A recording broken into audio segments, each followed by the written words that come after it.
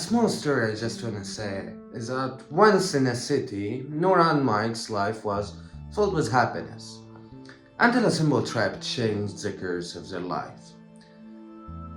Once, Nora needs some grocery from the market near the house, so Mike went out to buy some grocery, but it happened that he get delayed in returning. So what Nora did, she tried to call him again and again, but found no answer. So what she did, she went to the police, and that's normal, that's happened all the time. But the thing is, she found no help. And as days and years passed, Mike remained missing, and Nora's nights become long and desolate. How can anybody live without knowing the fate of their beloved ones? Every sound at the night would wake her. Every knock on the door, she just go as fast as she can, just to know who's behind. Every dream carried Mike's face. She started to see his shadow everywhere. Mike's disappearance was not just the loss of someone she loved, it was the loss of a part of her soul. She felt helpless and weak, as if a part of her life had been torn away, leaving a void that nothing could fill. And believe me when I tell you, she just wished to hear news of his death, just to rid herself the torment of his absence.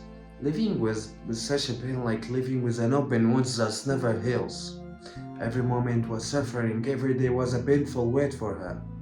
On the 30th of August is the International Day of the Victims of Enforced Disappearance. We must remember that Nora and thousands others live with this continuous pain. Clinging in a faint hope, they cry out in silence, waiting for the return of their loved ones, or at least to know their fate. In Syria alone, a report by the Syrian Network for Human Rights indicates that 157,464 people are still missing, including 5,265 children and 10,221 women since 2011. This crime is not limited for Syria alone, but extends to every corner of the world. Disappearances of those individuals is not just a statistic, but a deep wound in the conscience of humanity.